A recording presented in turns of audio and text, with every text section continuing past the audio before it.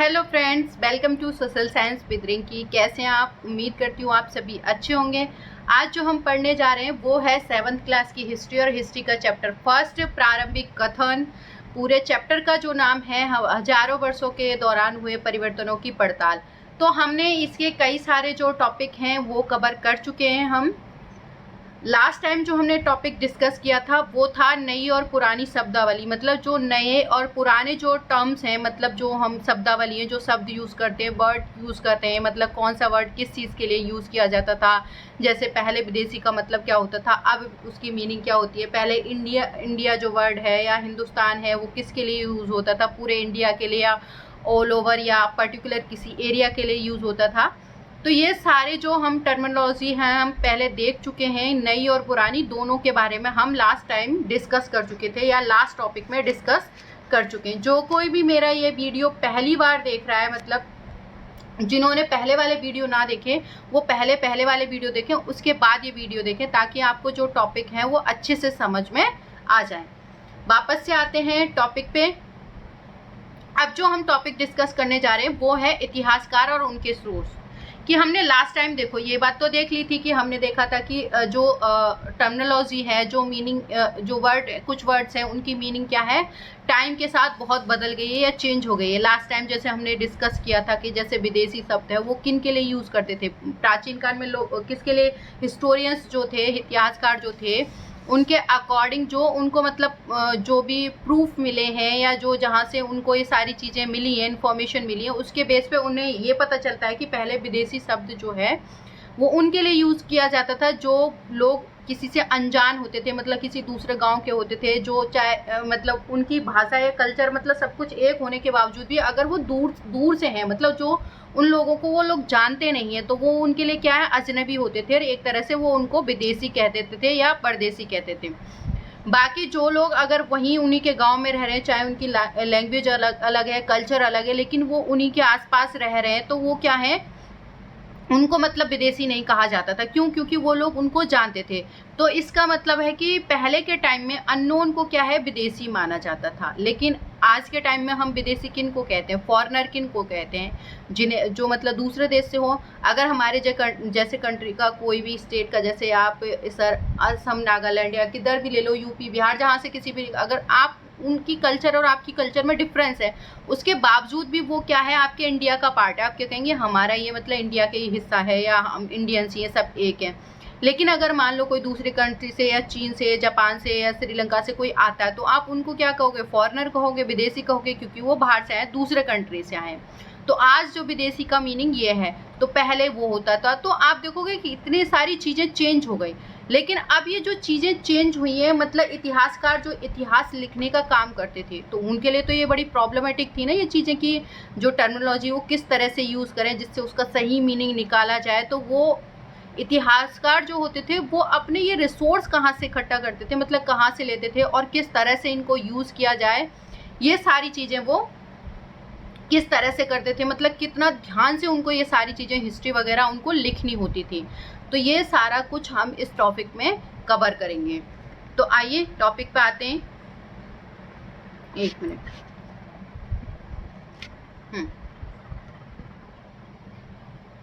इतिहासकार और उनके स्रोत।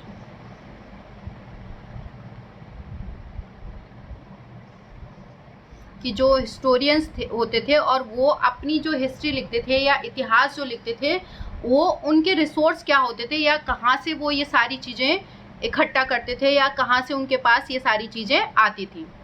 इतिहासकार किसी युग का अध्ययन करते हैं तो उनकी खोजों की प्रकृति क्या है, इसे देखते हुए वे अलग अलग एक तरह के स्रोतों का सहारा लेते हैं। कि जब भी कोई हिस्टोरियन है या इतिहासकार है, जब किसी युग की, मतलब किसी एक पर्टिकुलर टाइम पीरियड की, जैसे हमने देखा नहीं था, मतलब जो 6th क्लास में हमने शुरुआत में पढ़ा था, प्राचीन जो हमने ये आरंभिक मानव कैसा था, मतलब किस तरह से वो, मतलब एक आखेटक और संग्राहक से पशुपालक बना, इस तरह से। अब उसके हमें पता कैसे लगा, देखो उस टाइम में क्या हम थे जो हमें पता था कि भाई हमने देखा कि ऐसे मनुष्य रहता था या ये सारी चीज़ें ऐसे करता था? बिल्कुल नहीं, हम तो उस टाइम कहाँ ही होंगे।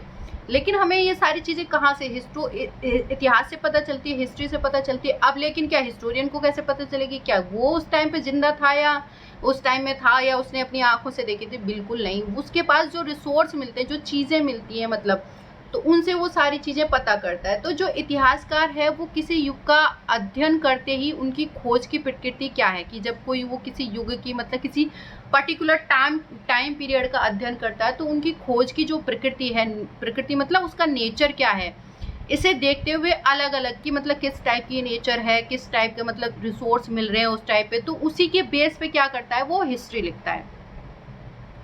तो वो अलग अलग तरह के क्या है स्रोतों का सहारा लेता है, रिसोर्स का सहारा लेता है।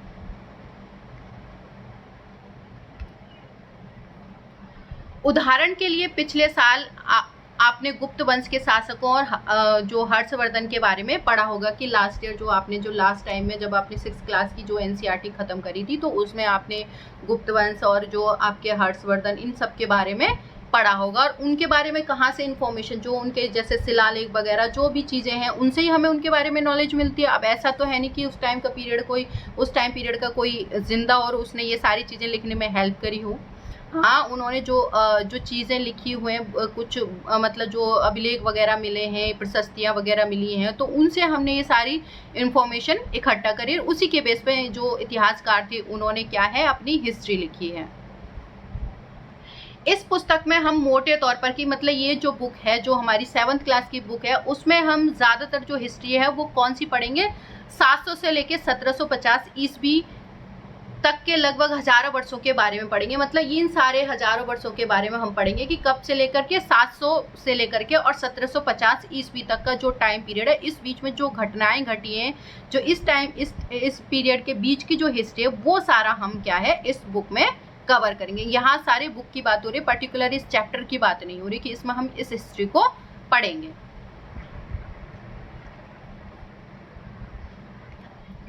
इस काल के अध्ययन के लिए इतिहासकार जिन स्रोतों का प्रयोग करते हैं उनमें आपको बहुत सी ऐसी चीजें मिलेंगी जो पिछले युग से वैसी चली आ रही हैं। कि अब जब हम इस टाइम पीरियड का मतलब इस काल का जब अध्ययन करेंगे तो जब मतलब जानेंगे तो इतिहासकार जिन स्रोतों का प्रयोग करेंगे, मतलब जो रिसोर्स मतलब इतिहासकारों ने प्रयोग किए हैं या यूज किए हैं कि मतलब कहाँ से इंफॉर्मेशन लिए, उनके पास क्या क्या रिसोर्स हैं, तो वो बहुत सी ऐसी चीजें हैं जो लास्ट टाइम हम या पिछली क्लास में पढ़ चुके हैं या पिछले युग में वैसी ही चली आ रही है। अब वो कौन कौन सी चीजें, जैसे हमने 6th क्लास की जब हिस्ट्री पढ़ी तो हमें कहाँ से पता चलता है रिसोर्स मतलब क्या थे, मतलब स्रोत क्या थे, हिस्ट्री हमें कहाँ से पता चलती है, इतिहास हमें कहाँ से पता चलता है। तो वो कुछ चीज़ें वैसी सिमिलर ही हैं जो पिछले युग के बारे में हमने जैसे जो रिसोर्स यूज़ किए थे वैसे ही यहाँ पे भी हम उन्हीं रिसोर्सों का यूज़ करेंगे, तो उनसे पता करेंगे इस टाइम के हिस्ट्री का, इस टाइम के इतिहास का, इस टाइम पीरियड का जो हिस्ट्री रही, इतिहास रहा, उसके बारे में।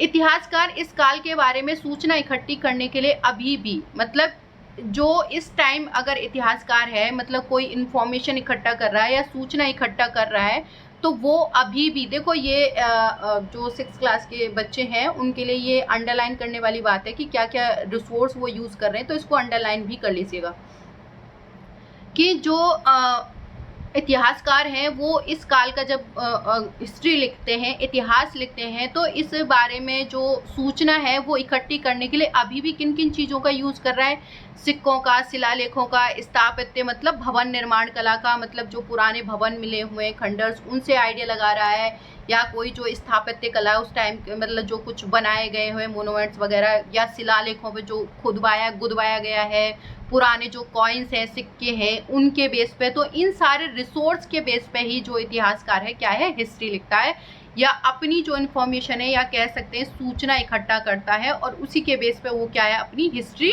लिखता है।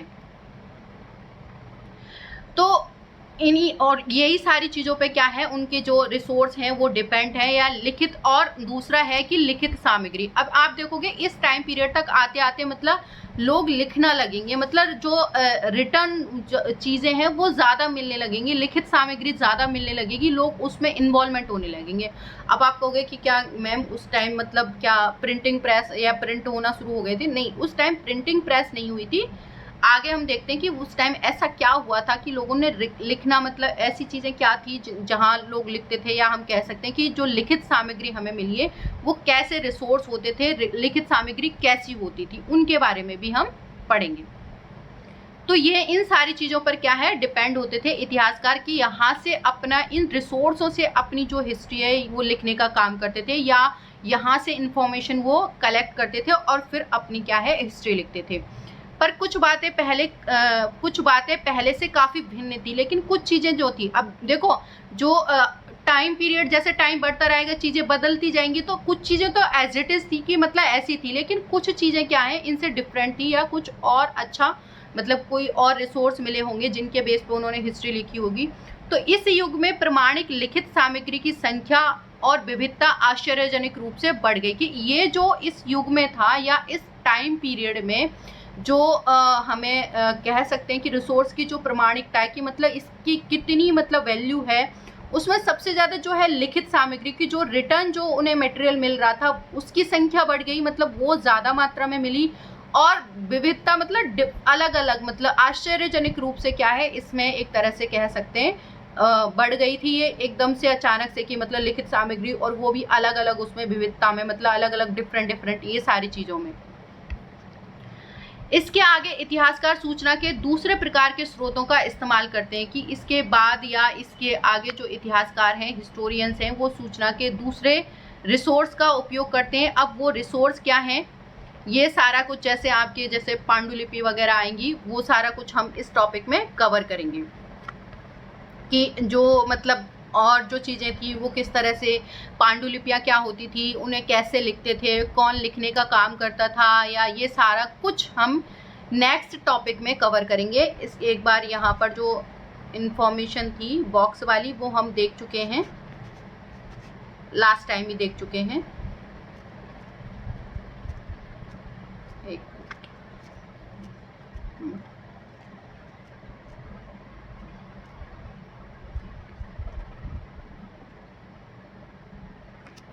तो इन चीज़ों में जो आश्चर्यजनक जो बढ़त हुई थी, या कह सकते हैं कि चीज़ें बढ़ने लगी थी, तो वो आगे चलकर जो ये लिखित जो सामग्री थी उनमें आप देखोगे कि जो पांडुलिपियाँ होती थी उनमें मतलब काफ़ी मात्रा में जो मतलब ये चीज़ें बढ़ने लगी थी, पांडुलिपि वगैरह बढ़ने लगी थी। और इनमें क्या है, ये जो पांडुलिपियाँ थी वो रिटर्न सामग्री थी। अब पांडुलिपियाँ होती क्या हैं, इन्हें कौन लिखता था, कैसे लिखी जाती थी, किस पे लिखी जाती थी, ये सारा कुछ हम नेक्स्ट टॉपिक में टॉपिक तो यही है, इसी टॉपिक का पार्ट है, लेकिन नेक्स्ट वीडियो में कवर करेंगे क्योंकि वीडियो थोड़ा लंबा हो जाएगा। थैंक यू सो मच, मिलते हैं नेक्स्ट वीडियो में।